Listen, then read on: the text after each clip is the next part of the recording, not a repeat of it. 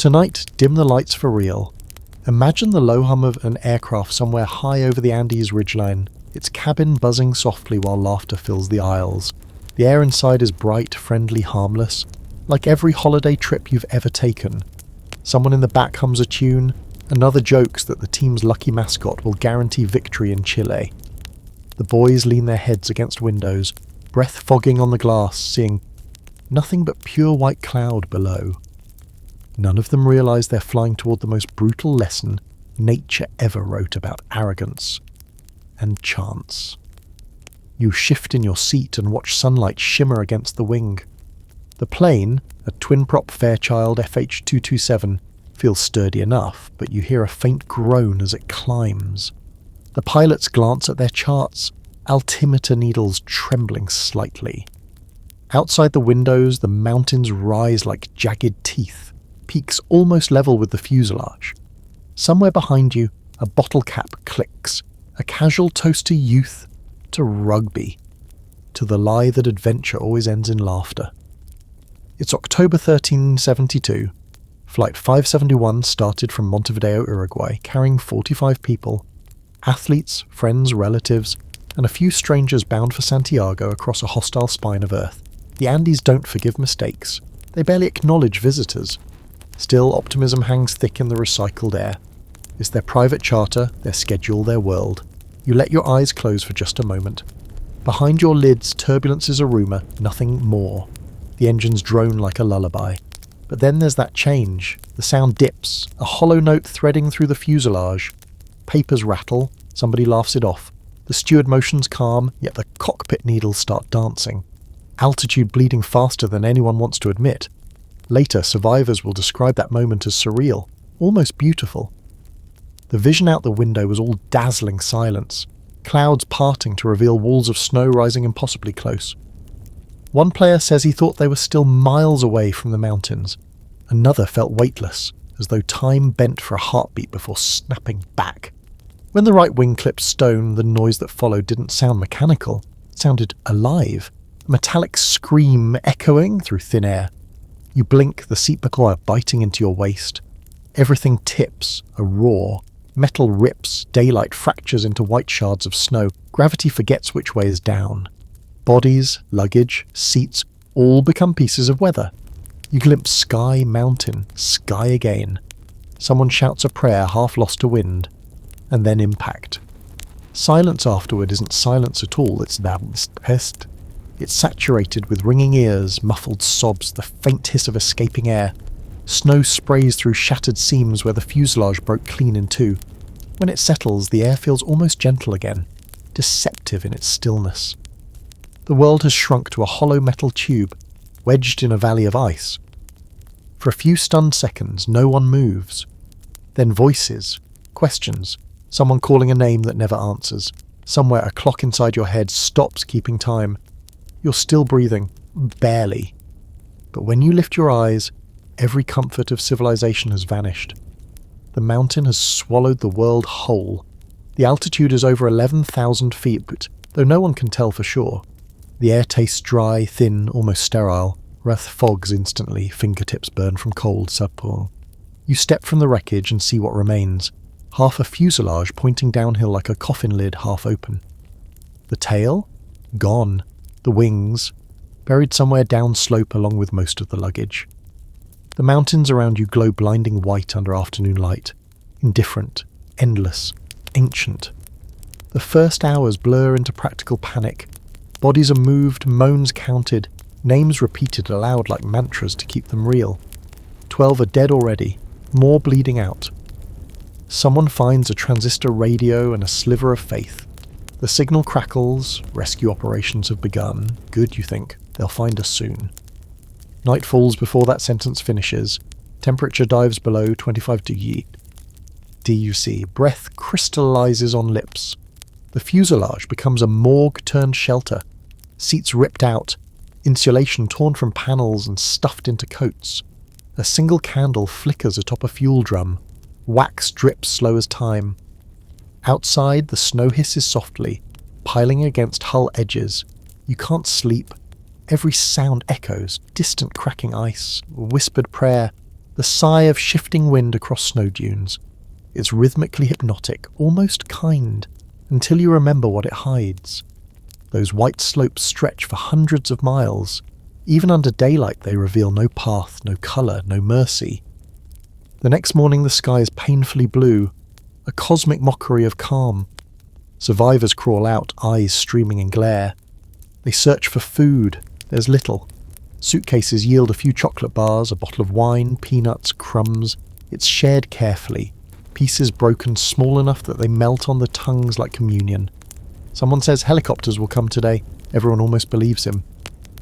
By the third day, hope begins to taste stale. Rescuers can't spot a half-white fuselage in a white ocean. No black smoke, no infrared flares. Even search planes skim overhead and vanish again. Casual ghosts indifferent to tiny figures waving frantically from the rubble. One voice whispers something unthinkable. If they can't find us alive, maybe they'll find us dead. You look at your hands, blue at the nails, trembling. Hunger creeps from discomfort into obsession. Your breath stinks of ketones, your stomach gnaws itself. Nights stretch endlessly, a cycle of trembling and shallow sleep. Around day 10, the radios kill whatever courage was left, broadcasting news that the search for Flight 571 is officially suspended. The reaction isn't cinematic. No sobbing. Orchestra, no heroic vow. Just stunned quiet, the numb comprehension that no one is coming. The mountain removes pretense, stripping survival down to biology. Heat, water, shelter, energy. The human list of wishes shrinks to 4 impossible items. Snow melts slower than grief. People start rationing flickers of candle flame to melt mouthfuls of ice. Water becomes a daily ritual. Catch snow in tin. Wait for the slow surrender. Fingers crack, lips peel, eyes constantly tearing from brightness. Someone's skin blackens from frostbite. Another defines hope as simply waking again. You can smell panic, a sourness under the cold. Yet there's discipline too, a stubborn rhythm forged from fear.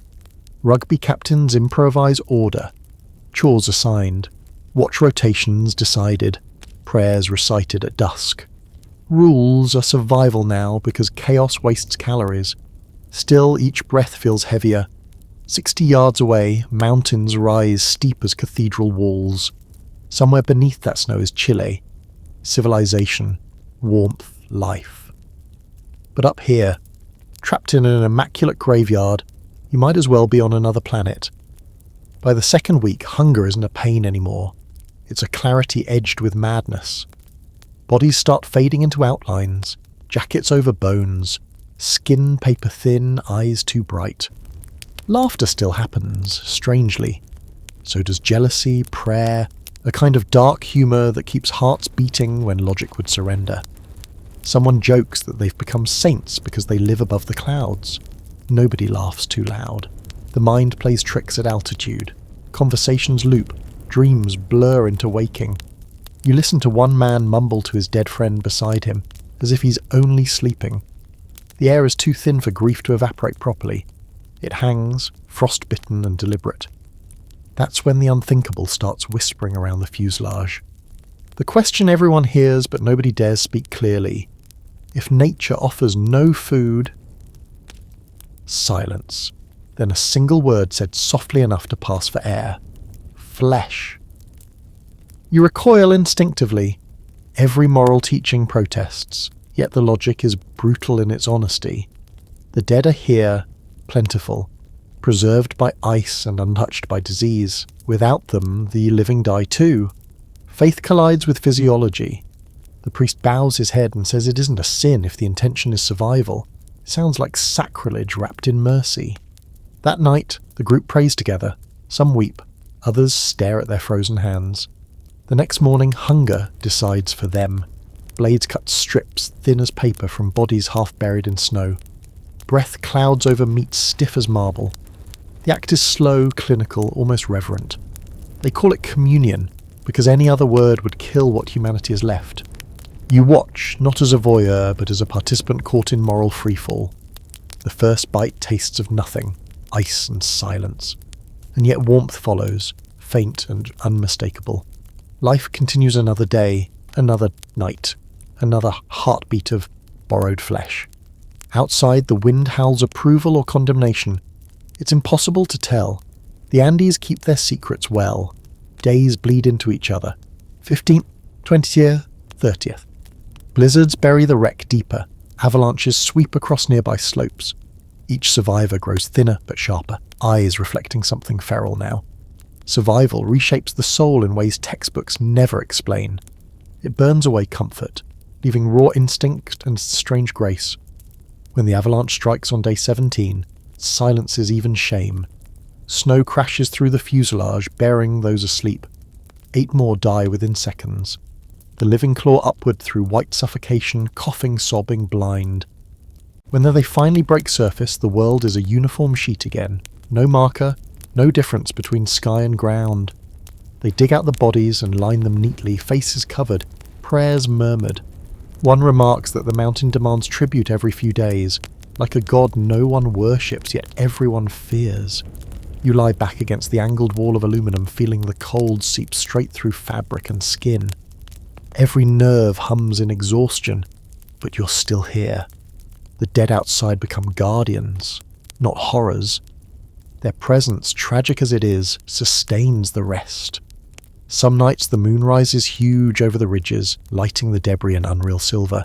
Everything looks peaceful, even beautiful. That beauty hurts most.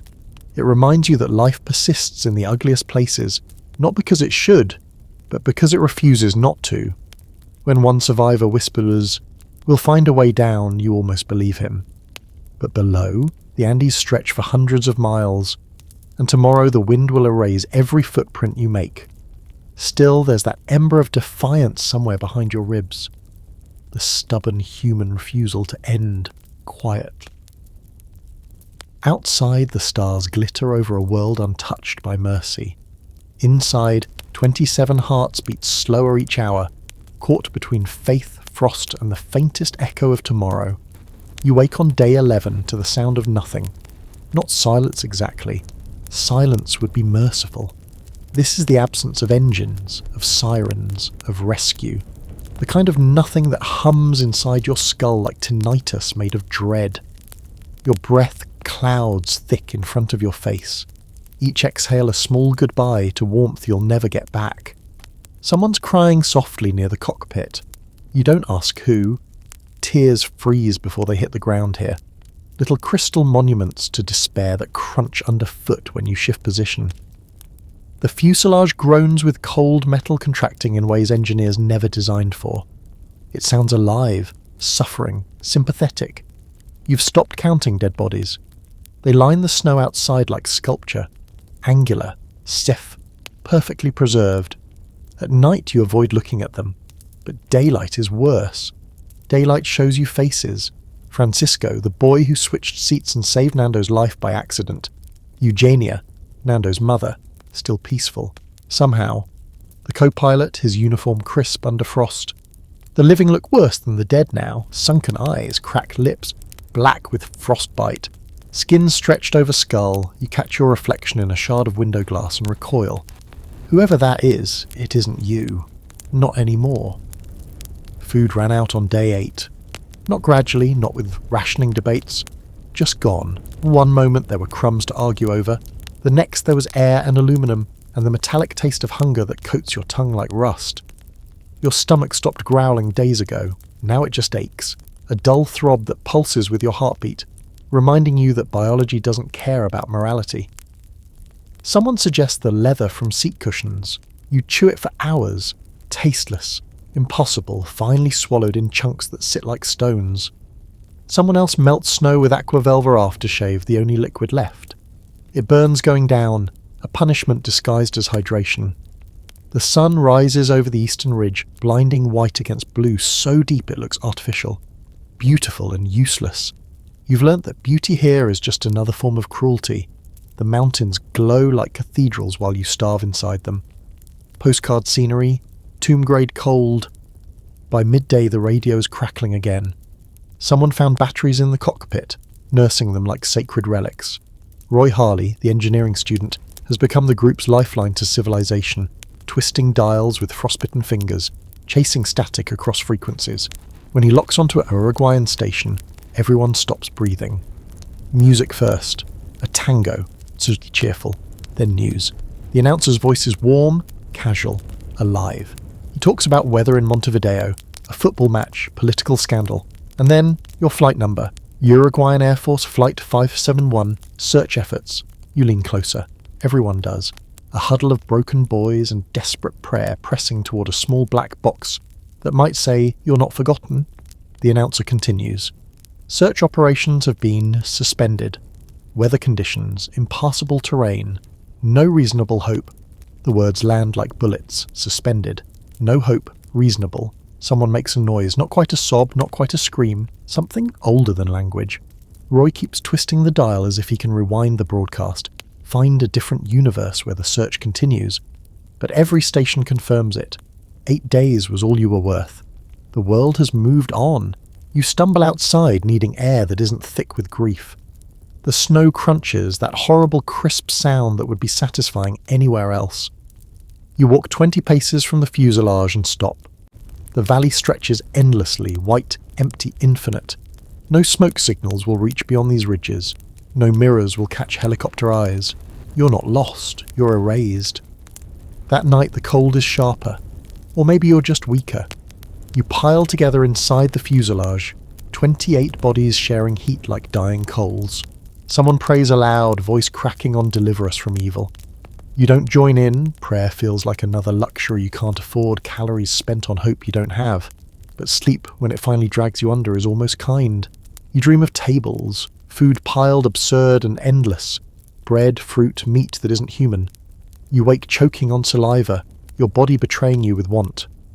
Beside you someone whispers, "I think I'm ready." You don't ask ready for what. You already know. Day 14 arrives not with dawn, but with the slow realization you're still breathing. That should feel like victory. Instead, it feels like failure. Another morning you haven't died. Another morning you have to decide to keep living. The sun takes forever to crest the ridge. You've learned to measure time by the angle of light, the way shadows crawl across the fuselage like slow hands on a broken clock. Morning is blue-grey and numb, afternoon is blinding white and vaguely warmer. Evening is gold turning purple, turning black. Night is eternal. Today someone suggests inventi.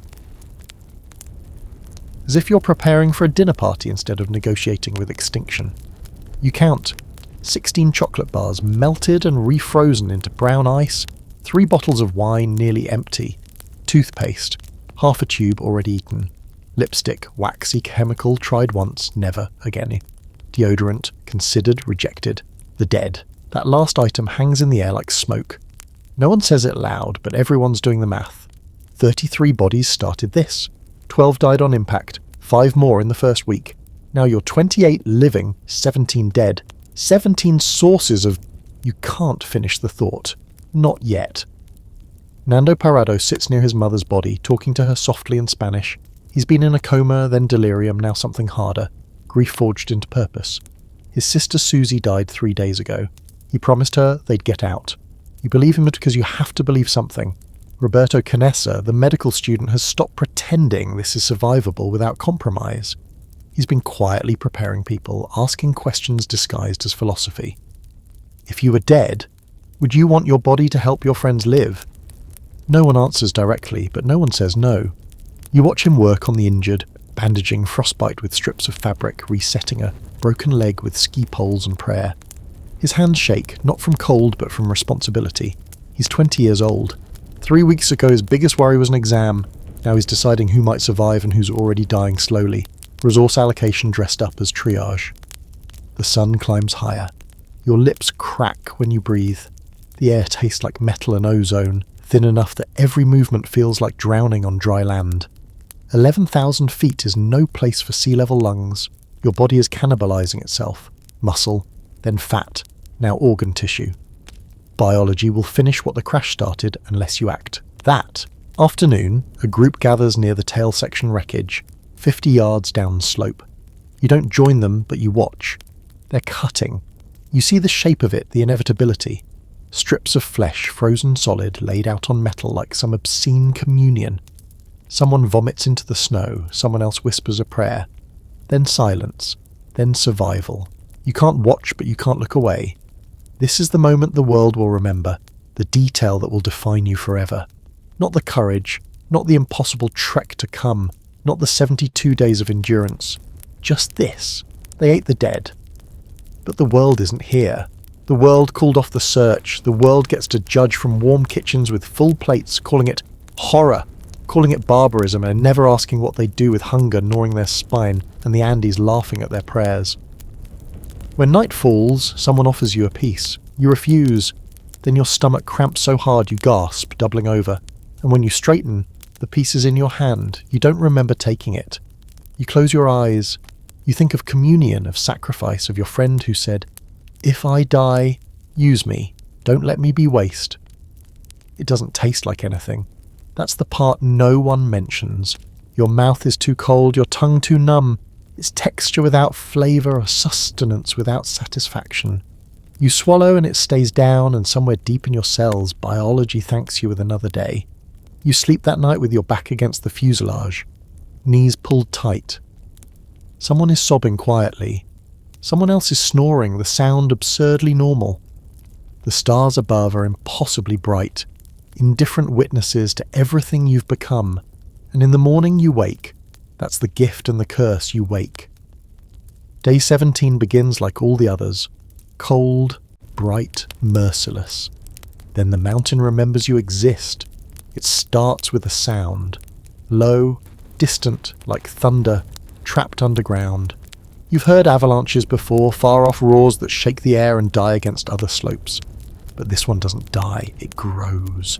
Someone shouts, you turn, the mountain's face is moving, white sky falling, snow collapsing in on itself, a wave 60 feet high racing downslope directly toward the fuselage. You have 3 seconds, maybe 2. You dive back inside, bodies pile, tangle, scramble toward the front, then impact. The world becomes white noise and pressure. Snow crashes through the open tail section, filling the fuselage like water flooding a sinking ship. It's powder at first, almost soft, then it packs. Dense, suffocating instant cement. You're buried before you understand what's happening. Darkness. Complete. Your arms are pinned, your mouth is full of ice. Somewhere someone is screaming, but the sound is muffled, distant, already dying. You try to move and can't. The snow is solid around you, a white coffin, tomb pressure squeezing your ribs. Panic tastes like copper. Your lungs scream, you thrash and summid. Gain nothing. No space, no air, no direction. Up and down are meaningless. You might be 3 feet under or 30. You might be inches from open air or already dead and waiting for your brain to accept it. Then a hand. Fingers close around your wrist, pulling. You're dragged upward, or sideways, or backward, through snow that fights to keep you. Your face breaks surface and you gasp, choking, sobbing, alive. Around you, chaos. The fuselage is half buried, nose pointing skyward at a twisted angle. Survivors claw through snow, calling names, digging frantically. Someone pulls another body free, blue-faced, coughing, gasping, then another. Then a body that doesn't cough. 8 dead. The count happens fast. Brutal math performed by shaking hands. Marcelo Perez, the team captain who held you together with sheer will. Liliana Methel, the only woman who survived the crash, gone. Others you knew, others you loved. The mountain took them casual as breath. The living huddle on top of the snowdrift now burying your shelter. 20 survivors. That's the new number. 20 out of 45. The fuselage is uninhabitable, packed solid with avalanche snow that will take days to dig out. You're exposed, shelterless, the temperature dropping fast as the sun dips west. Someone suggests digging a cave into the drift itself. It's insane, and it's perfect. You use hands, metal shards, desperation. The snow gives grudgingly, compacting into walls. By nightfall, you've carved a space barely big enough for bodies pressed tight. A snow tomb you choose, not one the mountain forces. Inside, the darkness is absolute. You can't see your hand in front of your face. The ceiling drips meltwater, your own breath condensing, freezing, falling back as It's tiny icicles. The air is thick, stale, running out slowly. Someone suggests taking shifts outside to let oxygen in. Someone else is too tired to answer. You drift in and out of sleep, consciousness becoming negotiable. At some point you realise you can't feel your toes. At another point you hear someone whispering goodbyes to family thousands of miles away. When dawn finally greys the entrance, you crawl out into light that feels like resurrection. The fuselage is still half buried. The dead lie where the avalanche left them. New sculptures added to the gallery. You don't cry, you're past tears, past grief that has shape. This is just continuation, breath after breath after breath, all of them stolen from a mountain that wants them back. Someone says, "We have to walk out." It's Nando. Always Nando. His face is frost-bitten black, his eyes bright with something beyond stubbornness. No one's coming. We walk or we die here. You look west, where Chile waits beyond mountains that rise like walls. 70 miles, maybe more. You have no gear, no food, no map, no right to survive this, but you've eaten the dead and survived an avalanche and refused to let the Andes decide your ending. So you nod, and the mountain, indifferent, waits to see what you'll do next. Day 23 arrives without fanfare. You've stopped counting properly. Numbers blur when survival becomes routine. Wake, melt snow, chew, sleep, repeat. The fuselage is your universe now, a metal womb barely 10 feet wide packed with bodies that shiver through the night in a single tangled mass. You've learned things medical textbooks never taught. That human flesh freezes solid within hours at this altitude. That fat renders faster than muscle when exposed to flame. That the smell, metallic, faintly sweet, utterly wrong, clings to your clothes, your hair, the back of your throat, no matter how much snow you swallow. Roberto moves through the wreckage with clinical efficiency now, the medical student turned reluctant butcher. His hands no longer shake when he works. You watch him kneel beside a body preserved perfectly in the snow, face covered with the fabric out of respect, and you think about how quickly the unthinkable becomes merely necessary. Someone's carved a calendar into the aluminum wall. Thin scratches marking days grouped in clusters of 5, 43 lines so far. 43 sunrises over mountains that haven't moved an inch closer to mercy. You trace your finger along the marks and wonder how many more you'll add before this ends, one way or another. The group has developed a system because humans need order even in chaos. Morning duties, snow collection, ice melting inventory. Midday, sun exposure for those with frostbite turning gangrenous. Evening, prayer. Then the redistribution of warmth through human contact. You sleep in layers, bodies on bodies, breath shared, hearts beating against spines. Marcelo is gone.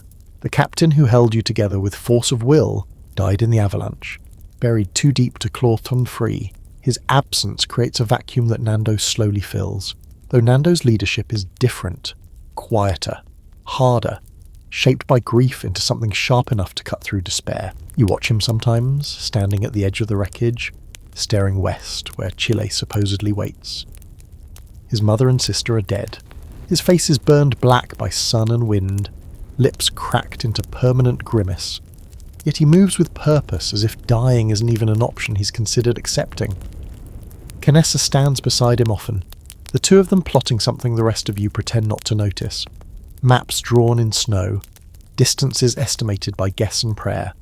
The western peaks loom 17,000 feet high, jagged teeth against the sky come. No one has climbing gear, no one has proper clothing.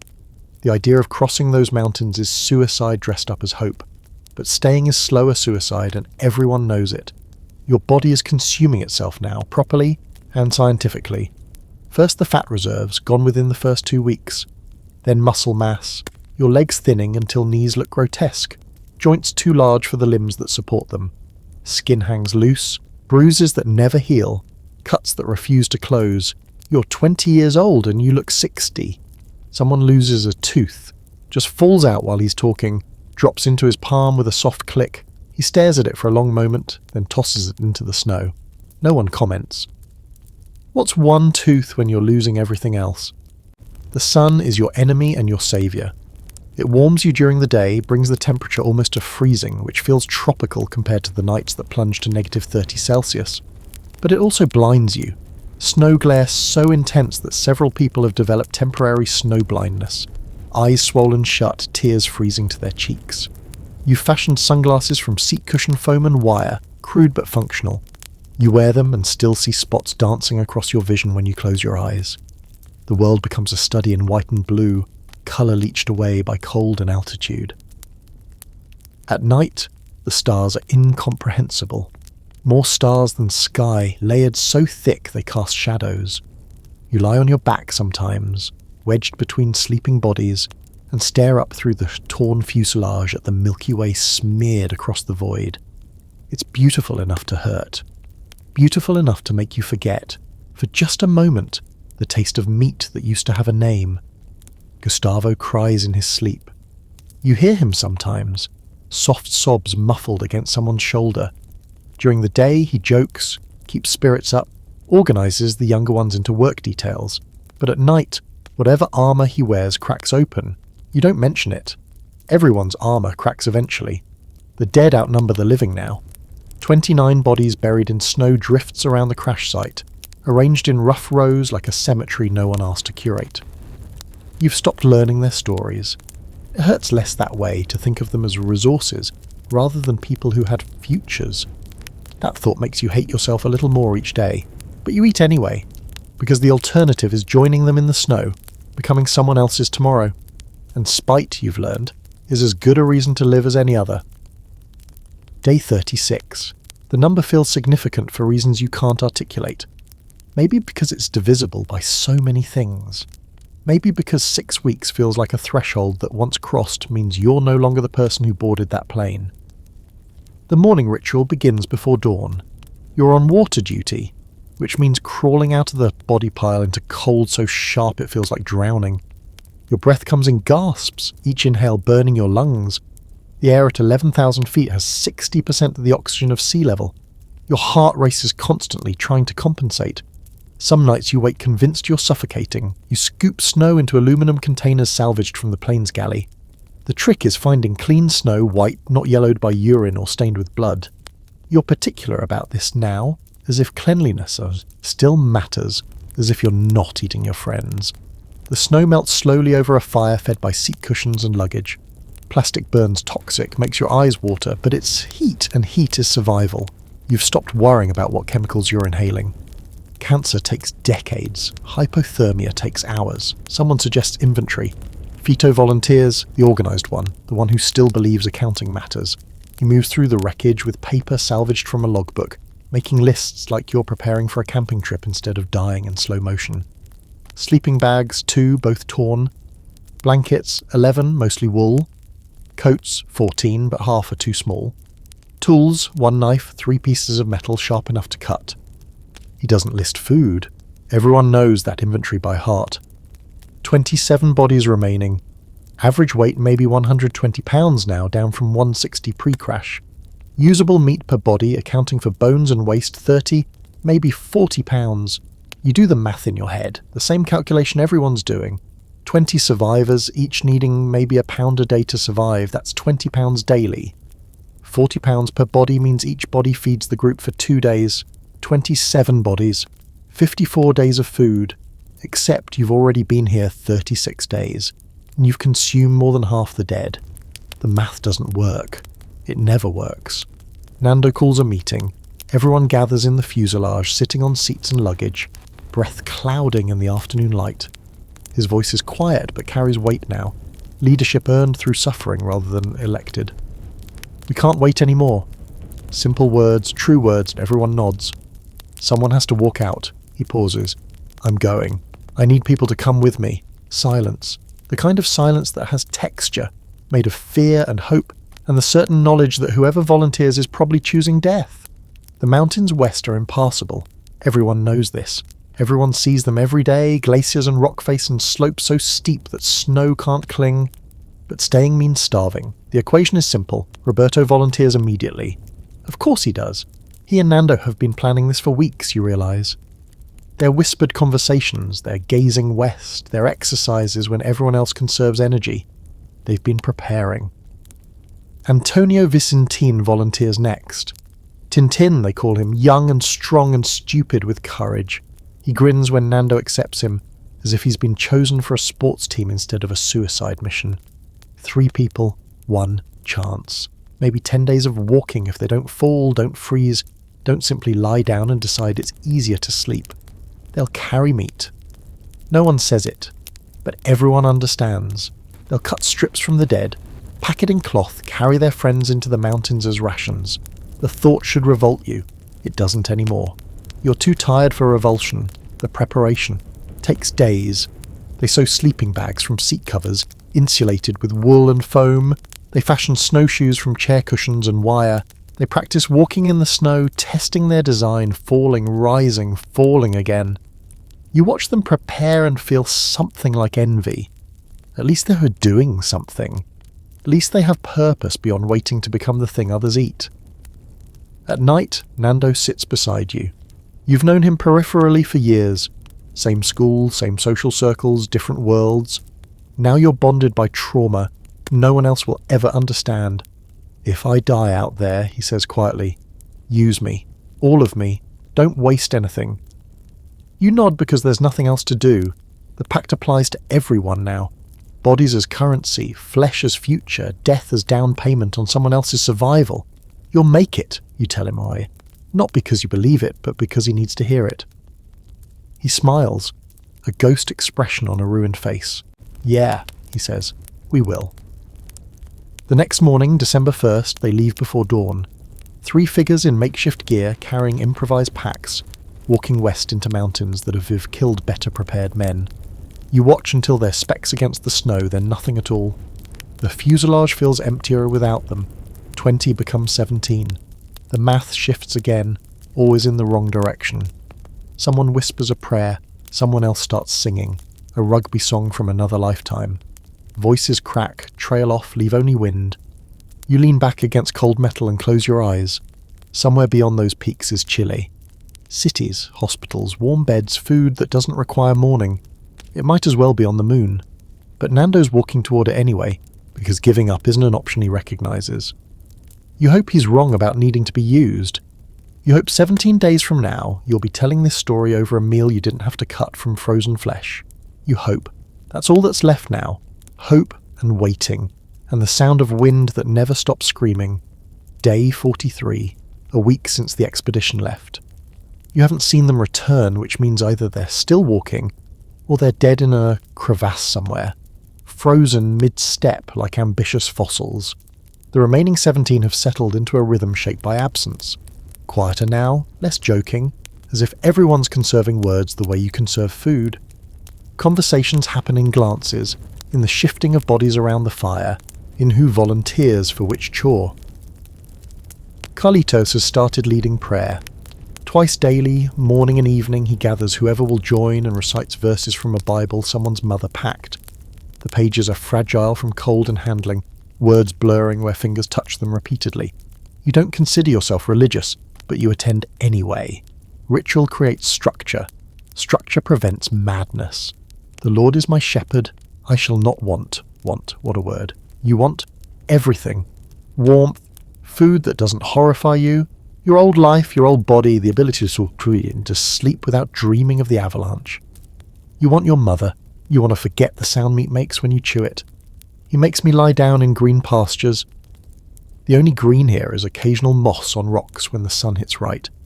Everything else is white and blue and the brown of exposed metal.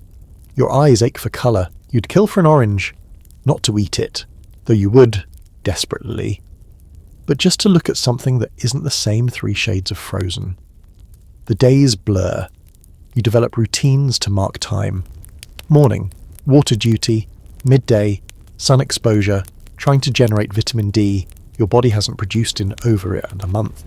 Afternoon, repair work on the fuselage, endless patching of holes that let wind through. Evening, the meal no one names, followed by the warmth huddle that keeps you alive through -30 nights. Your body is failing in small specific ways.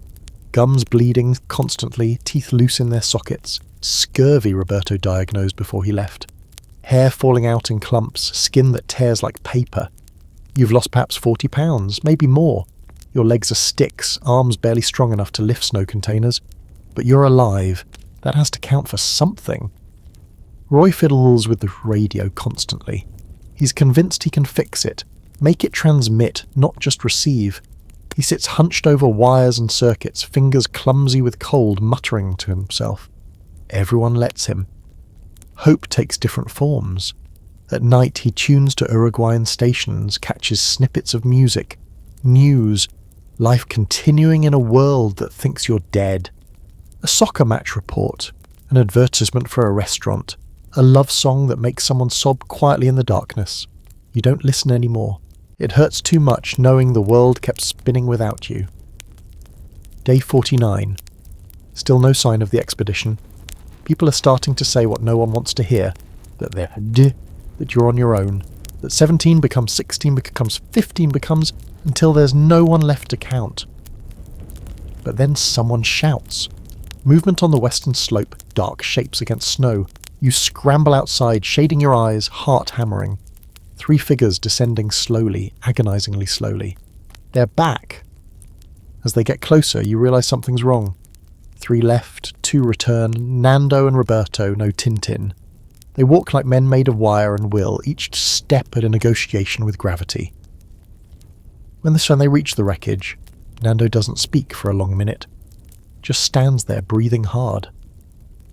Finally, we saw green. West, maybe 40 kilometers. We can make it. 40 kilometers. Across glacier fields and 17,000 foot passes and slopes that claim experienced climbers. 40 kilometers might as well be 4,000.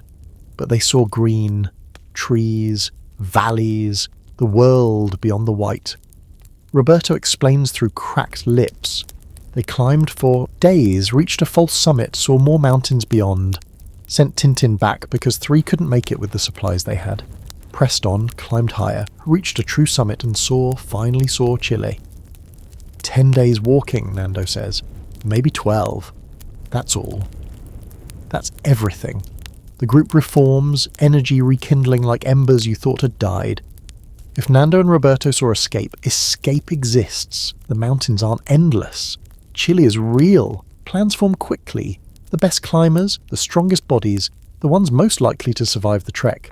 They'll need more food. You don't say meat, but everyone understands. They'll need better gear, better clothing stripped from those who won't need it anymore. You volunteer to help prepare, cutting fabric, sewing crude insulation, packing supplies you try not to examine too closely. Your hands move automatically while your mind drifts. You think about the people who'll stay behind. The weaker ones, the injured. The ones who accepted weeks ago that they're not leaving this mountain alive. You think about their generosity, offering their bodies as passage for the rest. Sacrifice rendered literal and raw. You think about Nando, who's lost everything and somehow found the strength to climb mountains anyway. You think about Roberto, the medical student who became a surgeon and a priest and a butcher, because survival required all 3. You think about the 17 people breathing in this metal tomb and wonder how many will see December 23rd. Night falls, temperature plummets, you huddle together, the human pile generating barely enough warmth to prevent freezing. Someone's heart beats against your back, someone else's breath fogs your neck. You're alive. Somehow, impossibly, you're still alive. And west, across impossible mountains, Chile waits, just 40 kilometers away. 40 kilometers that might as well be the distance to the stars. Day 60. The number hangs in the air like frost, heavy and surreal. 60 mornings you've woken to white, 60 nights you've survived cold that kills. But today feels different. Today 3 men are walking away from the fuselage, stepping deliberately into what might be their graves. Nando leads. Always Nando. Face burned black by weeks of sun glare, lips cracked into permanent wounds, eyes hollow but burning with something beyond hunger. Behind him, Roberto moves with medical precision, each step calculated, conserving energy like the resource it is. And Tintin, young, strong, terrified, hopeful, brings up the rear, carrying supplies wrapped in fabric torn from seats. You watch them go, the entire group does, 17 pairs of eyes tracking 3 figures as they shrink against the immensity of white. Someone whispers a prayer. Someone else just breathes, clouds of vapour rising like small surrenders. When they finally vanish over the first ridge, the silence that follows is profound. Inside the fuselage, routine continues because routine is survival. Water duty, inventory, the careful rationing of what remains. But everyone's thoughts are elsewhere, climbing mountains they can't see, following footprints already erased by wind. The trio carries roughly 10 days of food. Human flesh dried by altitude and sun, wrapped carefully, labelled by necessity with names no one speaks aloud. They have makeshift snowshoes fashioned from seat cushions and wire, sleeping bags sewn from insulation, sunglasses made from cockpit visors, everything improvised, everything inadequate, everything representing months of desperate ingenuity. Their plan is simple in concept, impossible in execution. Climb west over the peaks, descend into Chile, find help. 40 kilometres as the crow flies, perhaps 80 on foot accounting for terrain, through snowfields and glaciers, over passes 17,000 feet high, in homemade gear, with bodies already starving, already broken. You lie back against the fuselage wall and close your eyes. Sleep comes in fits now, shallow and restless. You dream of walking, joy, always walking, feet sinking into snow that has no bottom. You wake gasping, uncertain which reality is worse. By evening of the first day, you calculate the 3 are perhaps 5 kilometres away, still within the valley basin, still sheltered by the surrounding peaks. The real test comes tomorrow when they face the western wall, the ridge that's haunted your horizon since the crash, the one that looks less like geography and more like theology. Night falls, temperature plummets. You huddle with the others, 16 bodies now, sharing heat that barely qualifies as warmth. Someone asks what you think their chances are. You don't answer because honesty would be cruelty and lies taste wrong in your mouth. Instead, you think about Nando's last words before leaving. If we don't make it, you'll know in 15 days. If we're not back and there's no rescue, we're dead. Then someone else will have to try. 15 days, 360 hours, an eternity measured in heartbeats and hope you're terrified to spend. Outside, wind howls its nightly sermon. The mountains sing their ancient, indifferent song. And somewhere out there, 3 men are bedding down in snow wrapped in fabric that won't be warm enough, dreaming of green valleys they might never reach. You touch the aluminum wall beside you. Cold burns your fingertip. You press harder, welcoming the pain because pain means alive, and alive means there's still a chance. Somewhere in the darkness, someone is crying quietly. You don't ask who. Everyone has earned that right. Day 63. No word from the expedition. You didn't expect any, but absence still weighs heavier than certainty. You imagine them climbing, slipping, falling, freezing. You imagine them succeeding. Both visions feel equally impossible. The remaining 16 have settled into a strange limbo. Work continues. Melting snow, maintaining shelter, caring for the injured. But everything feels performative now, motion without meaning. You're waiting. That's the only real task left. What you don't know, can't know, is what's happening 40 kilometres west. Nando's lungs are screaming.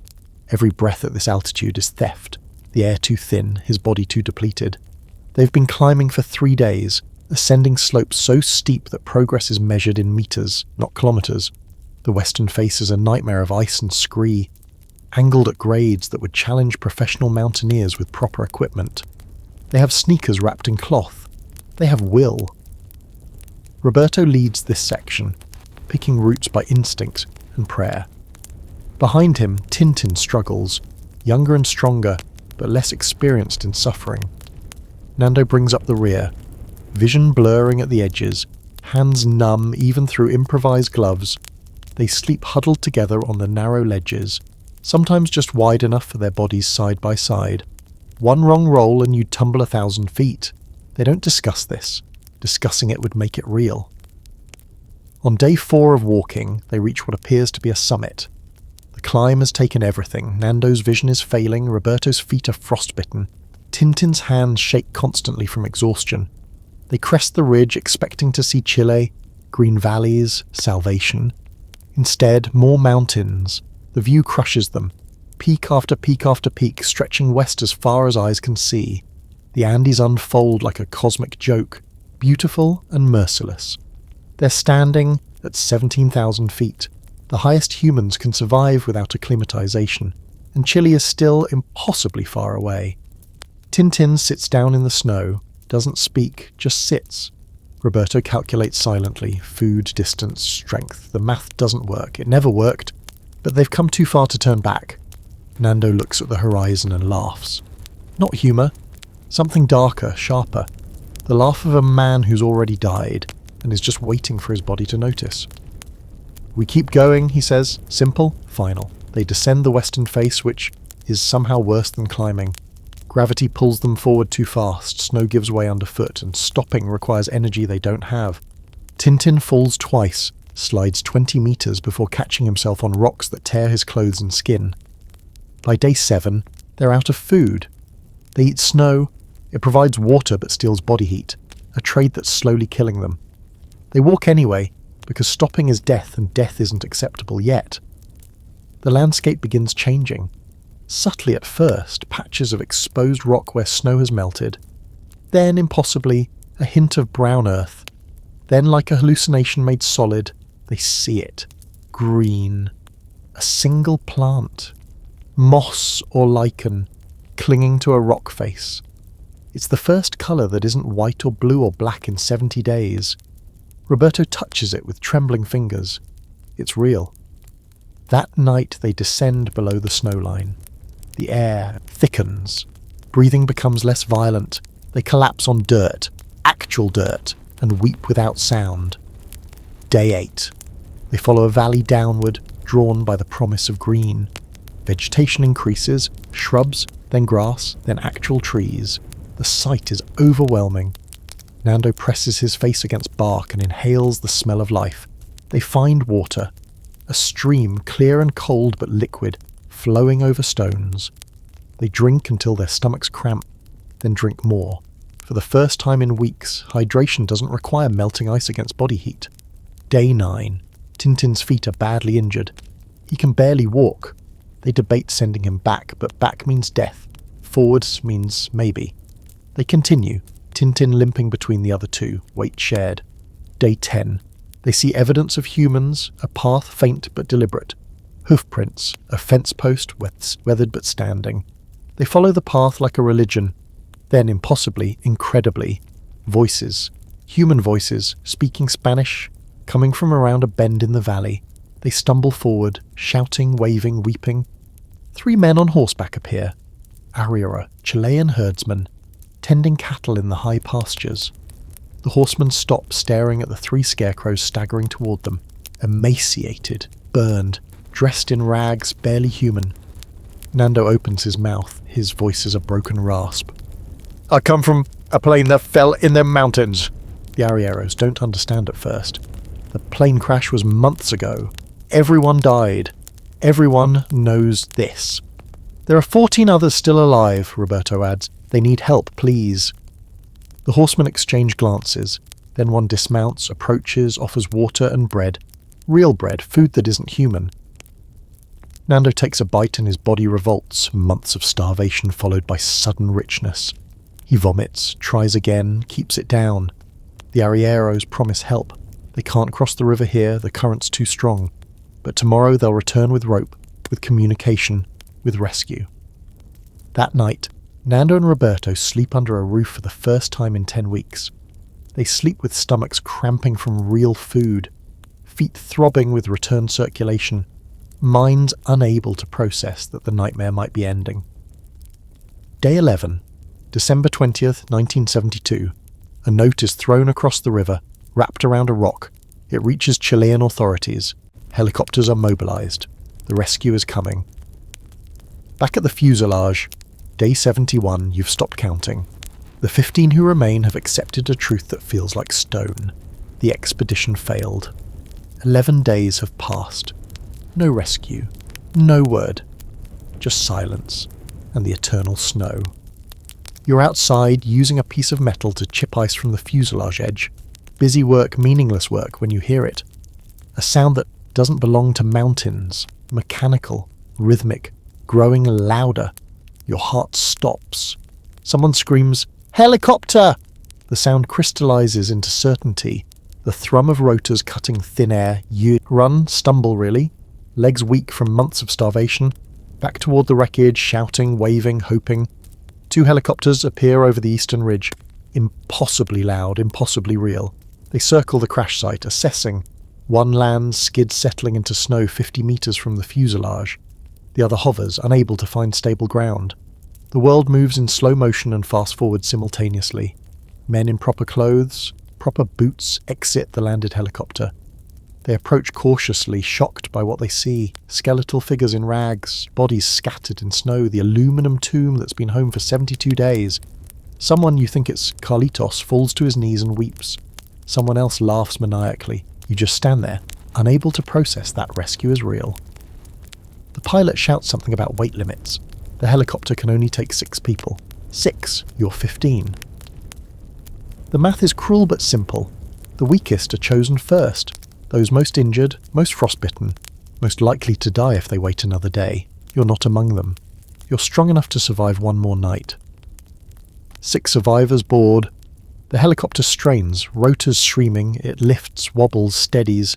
Then it's gone, descending east towards safety and humanity, and everything you've almost forgotten exists. The remaining 9 watch it vanish. Then you look at each other. You've been chosen to wait. It's the longest wait of your life. The pilot promised return tomorrow, weather permitting, if conditions hold, if nothing goes wrong.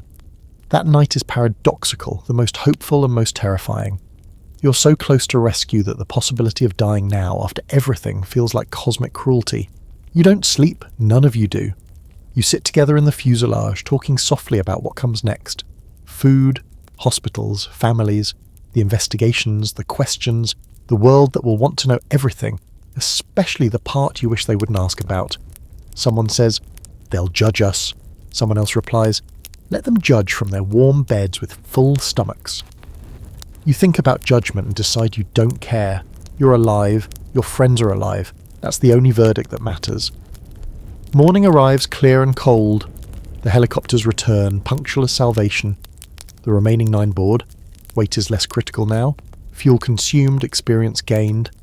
The rotors spin, the ground falls away, and the fuselage that's been your world shrinks to a white dot in an ocean of white. You press your face against the window, watching the mountains recede. 72 days, 2 months, an eternity measured in breaths you stole from death. The flight takes 40 minutes. When you land at a hospital in Santiago, crowds are waiting.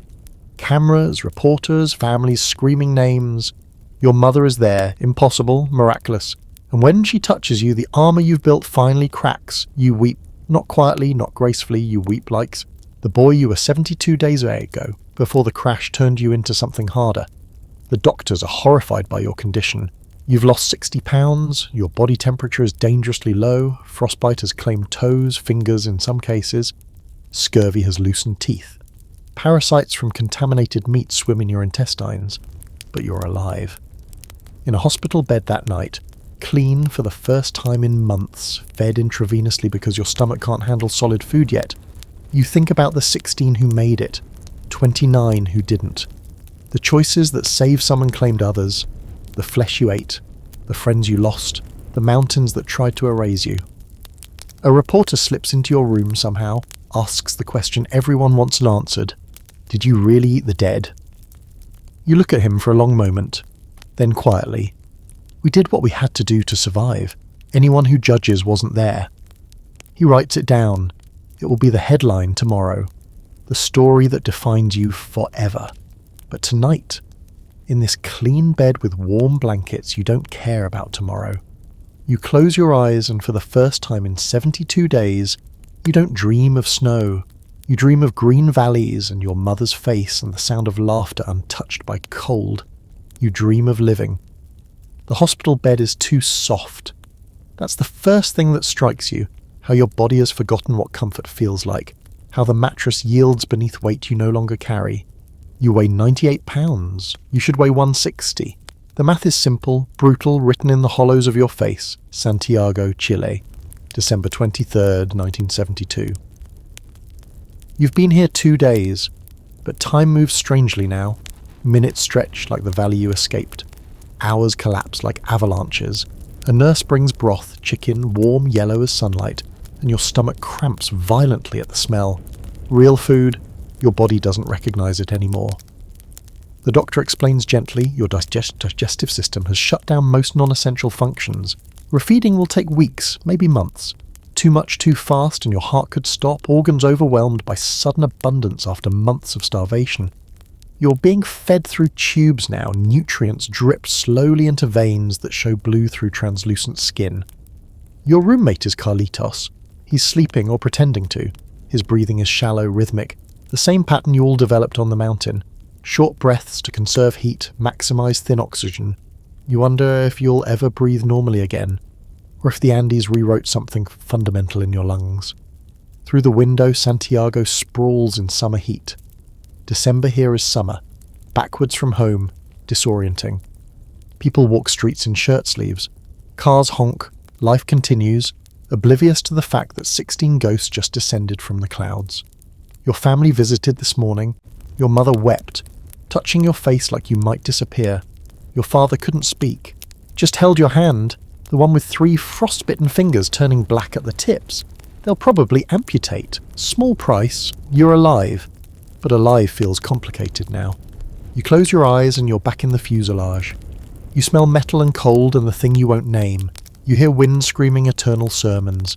You feel bodies pressed against yours, stealing warmth, giving warmth, the boundary between self and other dissolved by necessity.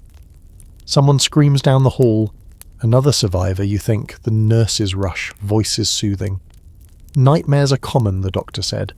Trauma expresses itself when the body finally feels safe enough to process. You haven't screamed yet, Sissin, you're waiting for permission, though you don't know from whom. The food arrives again, more broth, a small piece of bread. Miss, white bread, soft, completely unlike the leather you chewed or the flesh that sustained you. You take a bite. It dissolves on your tongue, almost sweet. Sees, your eyes water. This is what living tastes like. This is what you fought for, but there's guilt in the sweetness. Guilt that you're here and 29 others aren't. Guilt that their bodies fed yours. Guilt that you're grateful for it. The mind can hold contradictions the way mountains hold snow, layer upon layer, eventually crushing under its own weight. Carlitos wakes, turns toward you.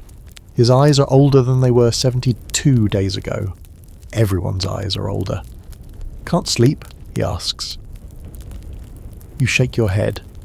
You? Keep thinking I'm still there. That this is the dream. You nod. You've had the same thought. Reality has become negotiable. A choice between 2 impossible truths. That you survived the unsurvivable, or that you died, and this is some elaborate afterlife. The television flickers on. The nurse must have activated it remotely. The news is showing your faces. School photos, smiling and intact. The anchor's voice is solemn, reverent. Miracle in the Andes, the Chiron reads. 16 survivors rescued after 72 days. They're calling you heroes. The word feels wrong, heavy, stolen from people more deserving. You didn't feel heroic eating your friends. You felt desperate. Then the anchor's expression shifts, and you know what's coming before the words form. Reports have emerged that the survivors resorted to cannibalism to stay alive, consuming the flesh of deceased passengers. Carlitos reaches over, grabs your hand. His grip is weak but firm enough to communicate. We knew this was coming. We prepared for this. But preparation doesn't soften the blow. The world knows now. The world is judging. The camera cuts to an interview. A priest explaining that in extreme circumstances, survival cannibalism is not a sin. A professor argues ethics passing distinctions between murder and necessity. A politician calls it unfortunate but understandable. You wonder if any of them have been hungry enough to forget their own name.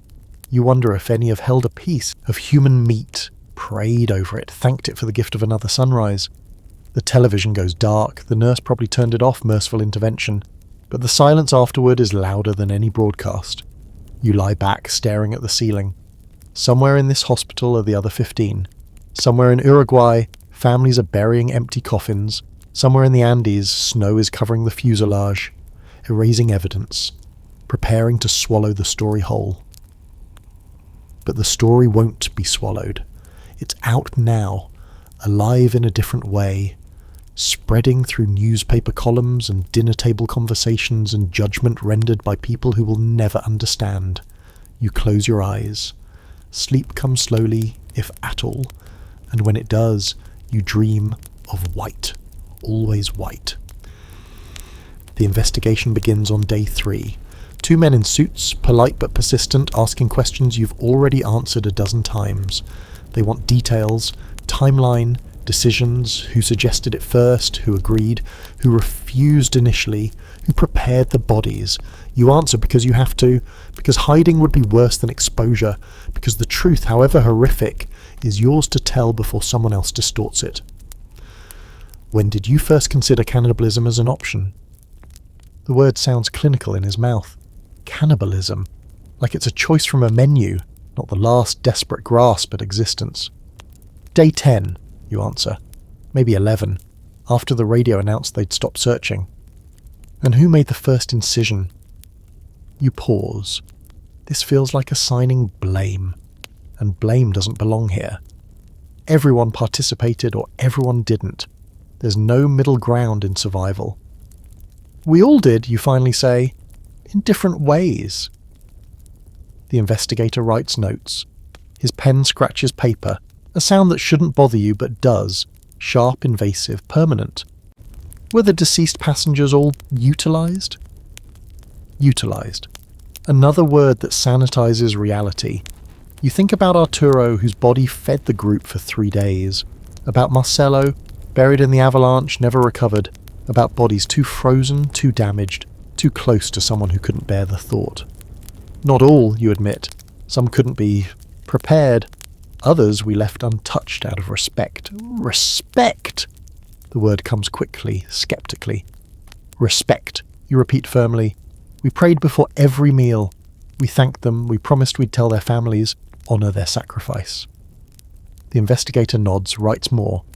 You wonder what story he's constructing, how the official record will render this nightmare into acceptable narrative. They ask about Nando and Roberto's trek, about the decision to send 3 instead of 2, about Tintin's return, and say about the supplies they carried. The word supplies doing heavy lifting, avoiding what it actually means. Did you face any moral dilemmas during the decision-making process? The question is so absurd you almost laugh. Moral dilemmas. The entire 72 days was one continuous moral dilemma, a philosophical crisis playing out in frozen slow motion. Every moment was a moral dilemma, you say quietly. Eat or die. Live at the cost of the dead or join them. We chose life. We're not sorry. The investigator looks up. This is the quote he wanted. You can see it in his eyes. The soundbite that will define everything. But it's true. You're not sorry. Guilty, yes. Haunted, absolutely. But sorry? Sorry implies you'd choose differently, and you wouldn't. You couldn't. After they leave, a priest visits. He's kind, older, voice soft with practiced compassion. He wants you to know that the church understands, that survival cannibalism has precedent, that God forgives what was done in desperation. You carry no sin, he assures you. But you're not worried about sin. You're worried about memory, about the taste that won't fade, about the gratitude you feel toward bodies that were once people, and whether that gratitude makes you monster or saint. Another visitor, a psychologist. She explains trauma, dissociation, survivor's guilt. She uses words like PTSD before it's widely known, trying to give you vocabulary for feelings that have no language. You'll have flashbacks, she warns gently, intrusive thoughts, difficulty with normal foods, normal relationships. The mountain will follow you. You already know this. The mountain is inside you now, permanent resident, reshaping everything you thought you understood about humanity, morality, survival. That evening, Roberto visits your room. He's down the hall recovering from frostbite and malnutrition like everyone else. He sits on the edge of your bed, careful not to jar your IV. They're making us into a story, he says. Not a question. An observation. Yeah. A story they can understand. Heroes or monsters. Nothing in between. You nod. The world wants simplicity, but you lived complexity. You existed in the grey space where right and wrong dissolved into pure necessity. We have to control the narrative, Roberto continues. Tell it ourselves before they tell it for us. Honest, but not graphic, human. Is what we did human? The question escapes before you can stop it. Roberto looks at you for a long moment. It's the most human thing possible. Survival, continuation, life insisting on itself against all odds. If that's not human, what is? He's right, you realise. The instinct to live isn't animal, it's the foundation of everything human. Art, love, civilization, all of it built on the baseline insistence, I will not die today. That night you sleep better. Not well, but better. You dream of green instead of white. You dream of Nando and Roberto walking, endless walking, and when they finally see the Chilean herdsman, you feel the relief like it's happening again for the first time. You wake to sunlight streaming through the hospital window. Another day, another sunrise you weren't guaranteed. The guilt will never leave, the memories will never fade, but underneath both, deeper and more stubborn than any trauma, gratitude. You're alive. Day 7 in the hospital. They're weaning you off IV nutrition, introducing solid food slowly. Mashed potatoes today, plain unsalted texture of wet cement. You eat 3 bites before your stomach revolts, but those 3 bites feel like victory. Your body is slowly remembering how to process food. Your mind is slower, still stuck in scarcity mode. When the nurse brings dinner and you don't finish, you feel panic, wasting food, wasting resources, failing at the most basic task of taking what's offered. She notices your distress. It's okay, she soothes. There's more. There's always more here. Always more. The concept is Lilon. On the mountain, there was never more. There was only less, a countdown measured in bodies in desperation. Physical therapy begins. You need to relearn walking, your muscles have atrophied. Leg mass consumed by your body to fuel your heart and brain. The physical therapist is patient, encouraging. 10 steps today. Tomorrow, maybe 12. You watch your legs move, skeletal and weak, and think about Nando's legs carrying him across 70 kilometers of impossible terrain. How did he do it? How did any of you do any of it? The psychologist visits again. She wants to talk about integration, returning to normal life, to family, to school. The words sound theoretical, distant. Normal life feels like a foreign country whose language you've forgotten. What do you want to do when you leave here? She asks. You haven't thought about it. Want feels too big, too complicated. You're still processing that you get to have a when you leave, that future tense applies to you at all.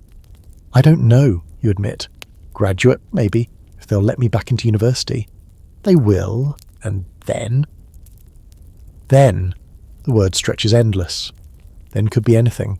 Medical school, business, family, life. The possibility feels overwhelming and precious. Live. You fall? You finally say, just live. And she smiles. That's enough. That's more than enough. Visitors increase. Friends from home, teammates from rugby, people who thought you were dead. They hug you carefully, aware of your fragility. They ask questions, then apologize for asking. They don't know how to act, and neither do you. One friend brings newspaper clippings. You didn't ask for them, but he thought you'd want to know what's being said. You flip through headlines. Miracle in the Andes. Steen survived 2 days in frozen hell. Cannibalism. The price of survival. The last one includes an editorial denouncing the act, calling it barbaric, suggesting you should have chosen death with dignity. You crumple the paella, throw it across the room, chosen and death. As if death was ever a choice. As if dignity matters more than existence. Your friend apologizes, realizes the mistake. But the damage is done. The world has opinions about your survival, and not all of them kind. That night you dream of the editorial writer. You take him to the mountains, make him feel the cold, the hunger, the certainty of death. You watch his opinions dissolve in the face of reality. You wake feeling vindicated and ashamed of that vindication. Day 10. The doctors clear 6 of you for discharge. You're among them, stable enough to continue recovery at home. Home, Uruguay. The place you left 72 days ago as a different person. The flight back is surreal. A commercial plane, pressurized and warm, seats that don't smell like death. You're in the air again, voluntarily, which feels like both courage and madness. Several survivors refuse to fly. They'll take a boat, spend days travelling rather than hours in the sky. You don't blame them. Turbulence hits mid-flight, minor, routine nothing. But your heart rate spikes, sweat breaks across your forehead. Your seatmate Carlitos grabs your hand. You breathe together, counting, waiting for the shaking to stop. When it does, you laugh, nervously, darkly. We survived the Andes, you say. We can survive this. Landing in Montevideo brings crowds. Hundreds of people at the airport holding signs, cheering, crying. Your families push through, embrace you, shelter you from cameras and questions. Your mother has aged. You see it in her face, the 72 days etched into lines that weren't there before. She touches your face again, like she did in Chile, verifying reality. You're home, she whispers. Home! The word means something different now. Home is wherever you're not dying. Home is warmth and food and hearts beating through the night. Home is portable, redefined, expanded to include a metal tube in the mountains where you learned what humans are really made of. The drive from the airport is quiet. Your father navigates through traffic while your mother holds your hand in the back seat. The city passes by, buildings, trees, people living ordinary lives. It looks like a movie, too bright, too vivid, too full of people who've never had to make the choice you made. Your house is the same, nothing has changed. Everything has changed. Your room exactly as you left it. Bed made, books on the shelf, posters on the wall. A time capsule of who you were. You lie down on your childhood bed. The ceiling has the same crack you used to trace with your eyes before sleep. Except now you trace it and see the fuselage. Now every shadow is mountain-shaped. Your mother brings dinner. Real dinner. Meat, vegetables, bread. You eat slowly, softly, your stomach still adjusting. It tastes like love, like normalcy, like the future. That night you don't dream of snow, you dream of walking. Just walking endlessly towards something green and distant, and when you wake, you're not disappointed. You're here, you're alive, and tomorrow you'll walk a little farther. 3 weeks after rescue. You're sitting in a television studio in Montevideo, bright lights burning, cameras pointed like accusations. 16 survivors, 16 chairs arranged in a semicircle.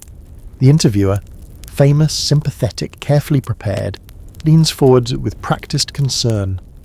"Thank you for sharing your story," he begins, as if you had a choice. "The truth is more complex. You need to share it. Not for catharsis, not for fame, but for control. Because if you don't tell it, others will. And their version won't include the prayers, the respect, the humanity you fought to maintain when circumstances stripped away everything human. Let's start at the beginning, the interviewer says. October 13th, 1972. You've told this story a dozen times now, and each time it feels simultaneously more real and less so. The repetition creates distance. You're no longer describing your life, but performing a narrative, shaping trauma into something digestible for audiences eating dinner in their living rooms. Nando speaks first. He always does, his natural leadership continuing beyond the mountains. He describes the crash, the sound, the impact, the immediate aftermath. His voice is steady, practiced. He's learned to tell it without breaking. Roberto adds medical details, the injuries, the impossible triage, the friend who died in his arms. His doctor's vocabulary sanitizes the horror just enough to keep viewers from changing the channel. When it's your turn, you talk about the cold, how it felt like a living thing, sentient and patient, waiting for you to make a mistake. You don't mention specific names, don't say who you ate. That agreement was made collectively. We tell the truth, but we don't make it gratuitous. The interviewer nods, scribbles notes, then asks the question everyone wants answered. When did you first realize you would have to resort to cannibalism? The word again, clinical, distant, as if they're asking about a historical event instead of your life. We didn't call it that, you say carefully. We called it survival. We called it communion. We called it what our friends gave us so we could live. The camera zooms closer. This is the soundbite they want. The quote that will run in tomorrow's papers. And do you regret it? The question is a Say yes, and you dishonor the choice that saved you. Say no, and you sound callous, inhuman. I regret that it was necessary, you answer finally. I regret every death. but I don't regret choosing to live." The interview continues for 90 minutes. They ask about the avalanche, the expedition, the rescue. They asked about faith and courage and survival. They don't ask about the nightmares, the flashbacks, the way you can't look at meat anymore without tasting memory. When it's over, you walk outside into Montevideo summer. The air is thick, humid, nothing like the crystal clear cold of the Andes. You breathe deeply, reminding yourself where you are, when you are. The interview airs 3 days later. You watch with your family, seeing yourself on screen. Gaunt, older, different. The editing is kind, focusing on heroism and faith, minimizing the darker realities. But the newspapers the next morning aren't as generous. Survivors defend cannibalism. No regrets, say Andes 16. The headlines make it sound like you're proud, which is wrong. But explaining the difference between not regret and proud requires more nuance than headline culture permits. Letters arrive, hundreds of them, some supportive, strangers praising your courage, sharing their own survival stories, offering prayers. Others vindictive, calling you monsters, abominations, saying you should have died with dignity rather than live with shame. You read them all. You don't know why. Maybe because you need to understand how the world sees you. Maybe because you're trying to decide how to see yourself. One letter stands out. From a woman in Italy whose brother died in a mountaineering accident. She writes, "He told me once, if I die in the mountains, let the mountains use me. Let me feed someone who can still see sunrise. You honoured my brother's wish, thank you." You keep that letter. Frame it eventually. Because it says what you needed to hear. That the dead might have wanted this. That sacrifice can be gift. A publisher approaches 6 months after rescue. They want a book, comprehensive, honest, definitive. The story of the Andes survival told by those who lived it. The survivors debate. Some are adamant. No. The world has no right to more. We gave them the interview, the headlines, the spectacle. Our trauma isn't content. Others, including Nando, argue opposite. If we don't tell it completely, someone else will. Better our truth than their fiction. Eventually agreement. One book, authorized, proceeds split among all 16 survivors and the families of the deceased. But you won't write it yourselves. Too close, too raw. A journalist will, someone who can shape the chaos into narrative. They choose Piers Paul Reed, a British writer known for empathy and precision. He arrives in Uruguay 6 months later, notebook in hand, ready to excavate your trauma for literature. The interviews are grueling. He wants everything, not just events, but feelings, thoughts, the private moments you haven't shared with anyone. He asks about fear, about the taste of human flesh, about which friends you ate, and whether that made grief more complicated. You answer because you agreed to, because the book is the price of controlling your story. But each session leaves you hollow, like he's scooped out parts of your soul and filed them alphabetically. Some survivors refuse to participate beyond basic facts. They give him the timeline, correct his errors, but won't discuss emotions. That's sacred, private, not for public consumption. Others overshare, desperate to explain, to make the world understand. They describe things you'd rather forget. The sound of meat cutting, the texture, the nightmares that wake you screaming. Reed takes it. All processes it through his writer's lens, shapes it into something called Alive, the story of the Andes survivors. When the manuscript arrives for review, you read it in one sitting, unable to stop despite the way it makes your chest tight. It's accurate, that's the problem. He captured the horror, the beauty, the impossible decisions. He made you human on the page, which means he made you vulnerable to judgment. Some survivors hate it. They feel exposed, betrayed, reduced to characters in someone else's narrative. Others appreciate the honesty, the way Red didn't sensationalize or simplify. You're ambivalent. The book is true and the book is incomplete. It tells what happened, but not what it felt like to happen. Words on paper can't convey the weight of cold. The texture of desperation, the way 72 days dilated time into something resembling eternity. The book publishes in 1974.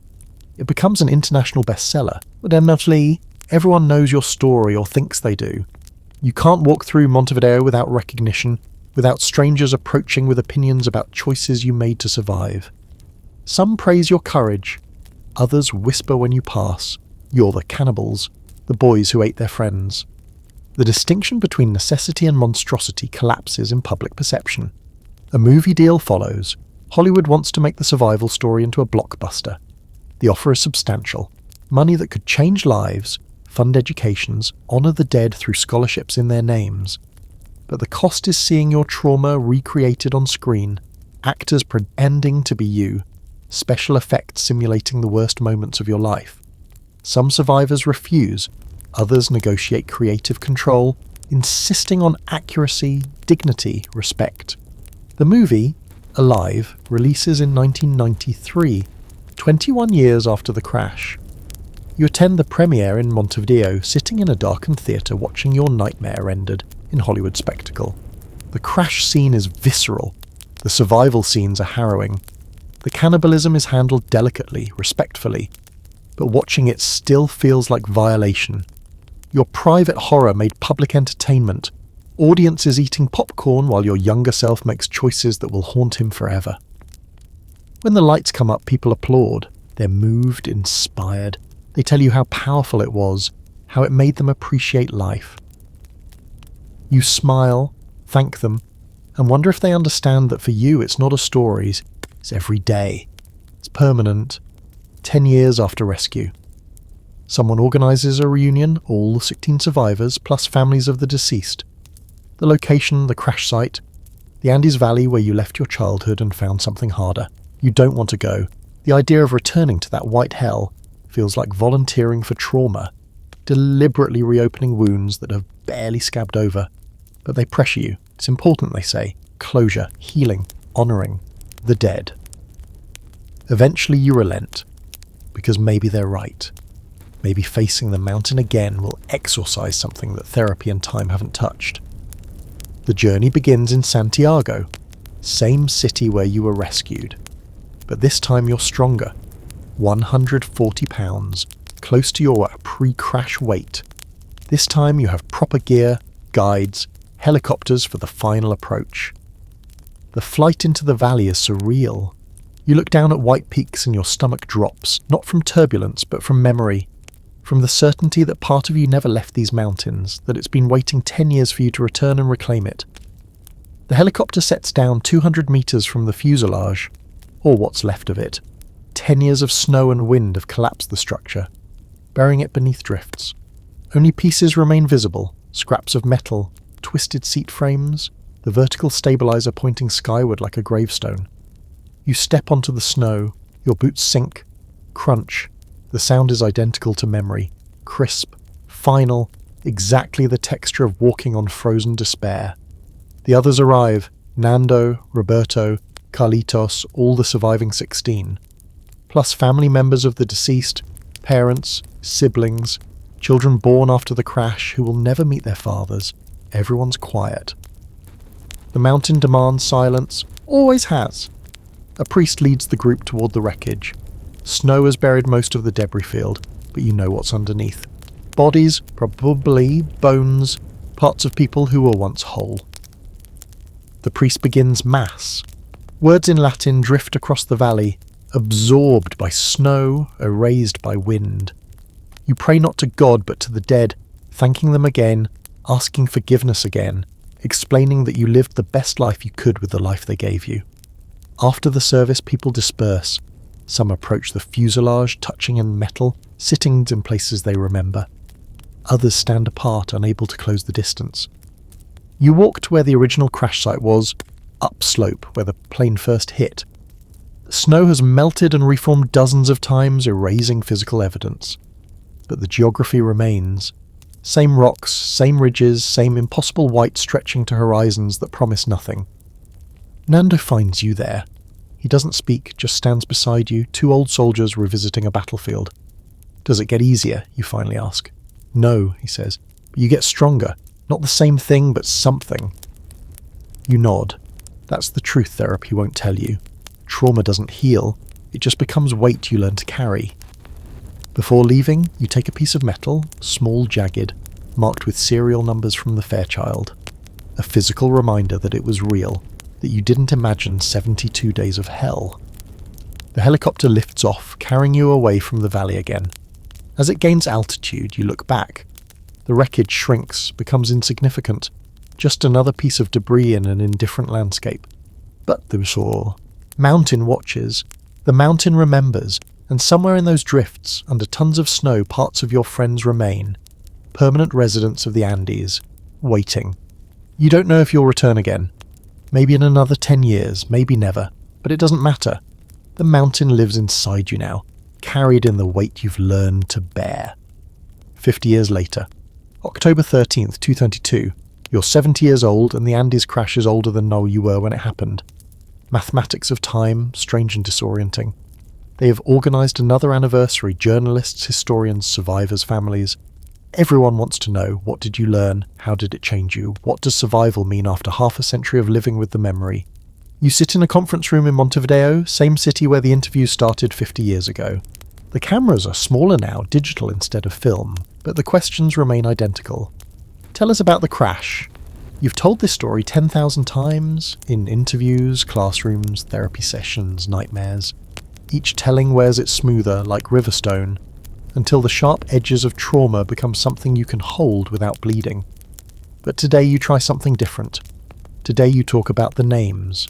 Arturo Noguera, Gustavo Zerno, Daniel Fernandez.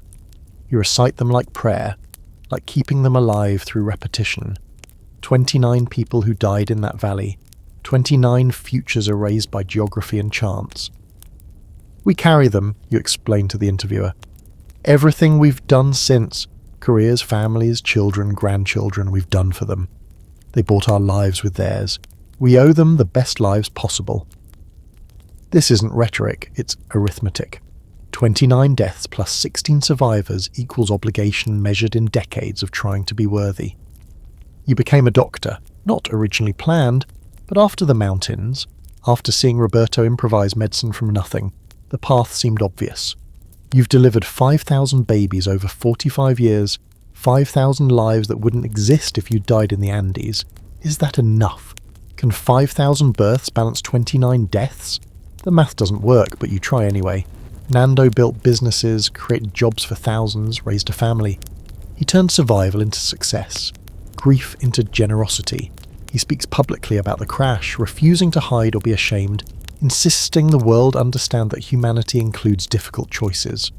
Roberto saved countless children as a pediatric cardiologist. He fixed hearts that would have stopped, gave futures to families who would have buried children. He says the mountain taught him that life is sacred but fragile, that every heartbeat is borrowed time. Others live more quietly. They don't speak publicly, don't write books, don't turn trauma into TED Talks. They simply live, work, love, age, and consider that enough. Consider that surviving and living well is its own form of testimony. You all meet occasionally, less frequently as years pass, as bodies age, as the urgency of keeping the story alive fades beneath the weight of simply staying alive. At these reunions, you don't talk about the crash. You've said everything sayable. Instead, you talk about grandchildren, health problems, politics, sports, normal things, human things, the privilege of boring conversation earned through 72 days of extraordinary horror. But sometimes, late at night when the gathering winds down, someone will mention a name, a friend who died, and the room will quiet.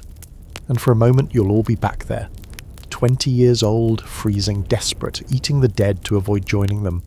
Then someone will laugh or tell a joke, and the present will reclaim you. Because that's the other lesson. You can't live in the past, even when the past lives in you. You're invited to speak at universities now. They want you to inspire students, talk about resilience, teamwork, overcoming adversity, corporate buzzwords applied to cannibalism and trauma. You accept because the money goes to scholarships in the names of the dead, but you always feel fraudulent, turning nightmare into motivational speech.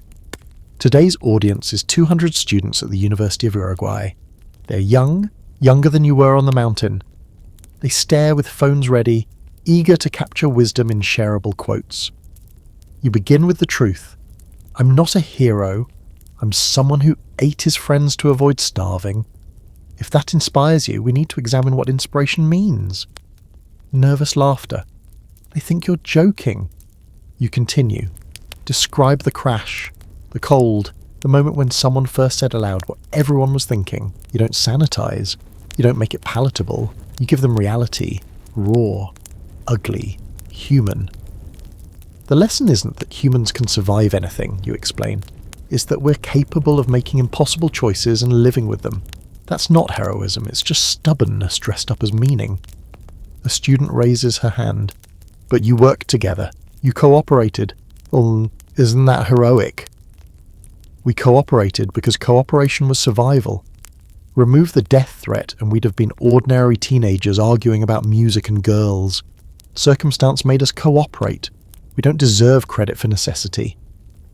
Another question. Do you have PTSD? Yes, you answer simply. 50 years later, yes, doesn't go away. You just get better at managing it. Or you don't, and you struggle. Neither option makes you weak. Trauma doesn't build character. It reveals what was already there and demands you deal with it.